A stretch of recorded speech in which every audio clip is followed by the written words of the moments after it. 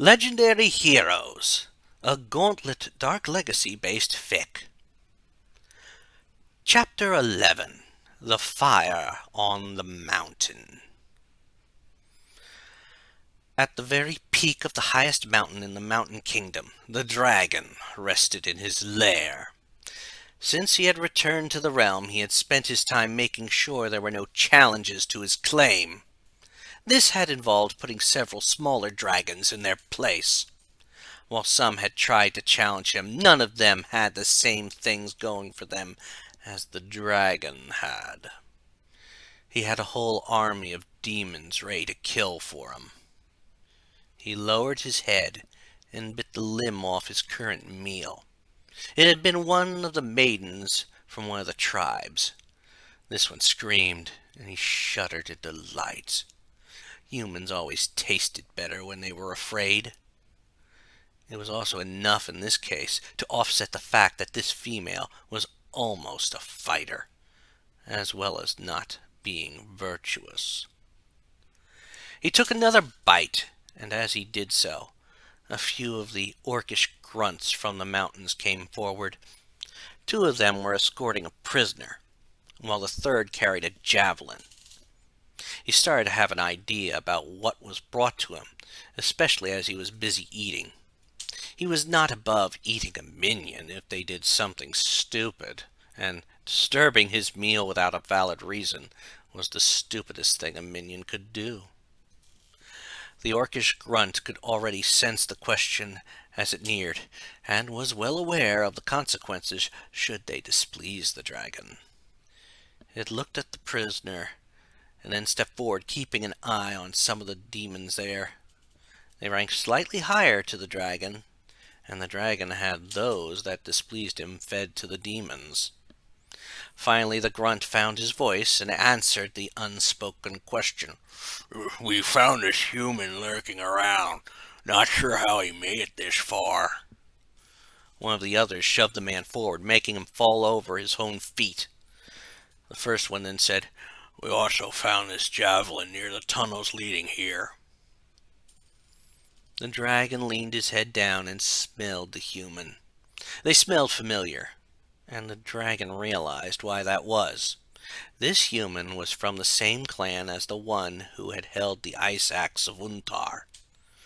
The dragon stared at the human, and in its best attempt at speaking in the human tongue said, "You smell like the warrior that dared to wield the ice axe. Where is that piece of meat?" The man's eyes were full of fear, and the dragon knew that the being wasn't going to be able to answer.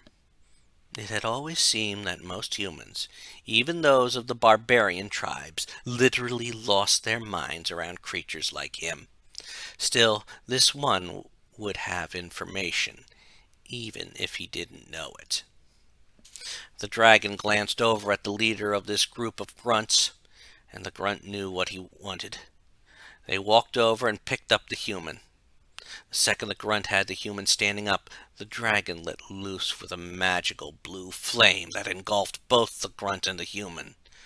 Soon, two screams of pain could be heard in the dragon's lair.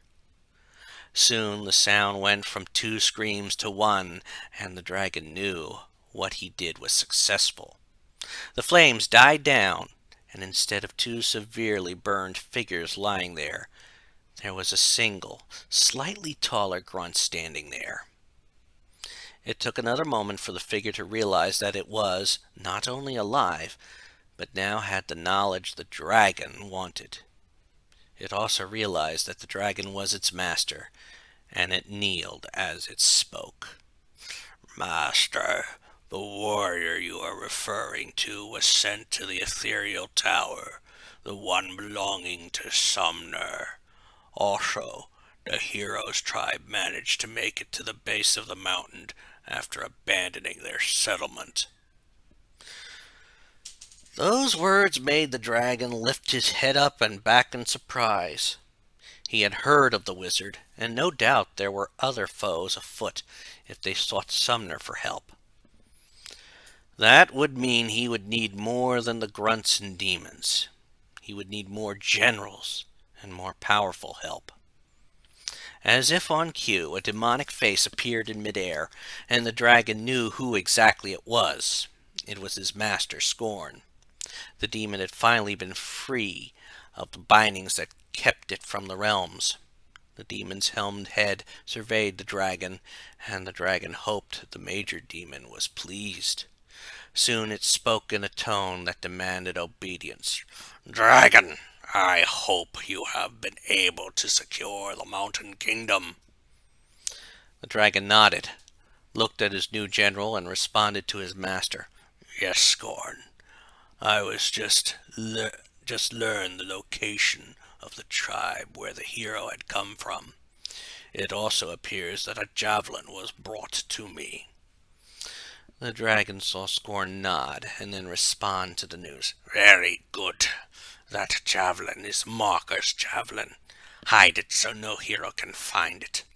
The plague fiend will be in trouble if someone gets it." The dragon understood this and nodded. The dragon motioned to some of the demons that immediately went over to the javelin. "Take it down to the deep volcanic cavern. Maybe the intense heat will set it on fire." The dragon then thought of the weapon that was the biggest threat to himself. He turned back to Scorn and asked, "What about the ice axe of Untar? What had been done about that?" He watched as Scorn just glared at him. For a moment the dragon thought he had doomed himself, but his master finally replied, The axe has found its way to the castle stronghold. It is no threat to you now." The dragon lowered its head to bow to Scorn.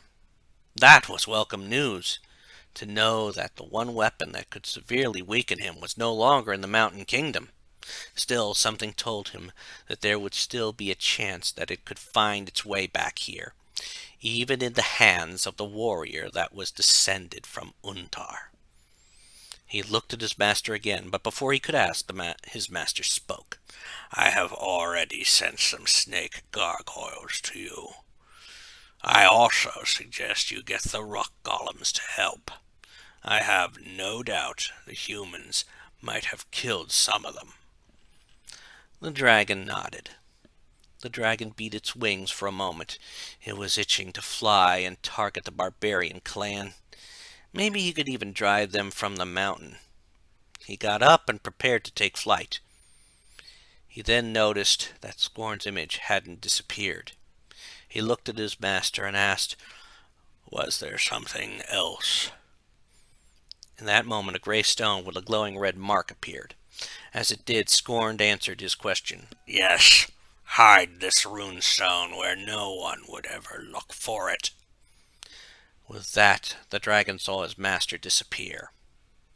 The dragon looked at his new general and ordered, "Take that to the Valley of Fire. I doubt that any foolish hero would think that what they seek will be that close to their lines." He saw the general nod, and then took flight. He had people to terrorize. He even figured he might demand one of the people as a snack. An evil thought crossed his mind as he flew. He would demand the hero's mate, if they wouldn't give up the hero. It was the perfect way to put more fear into them as he torched their new settlement.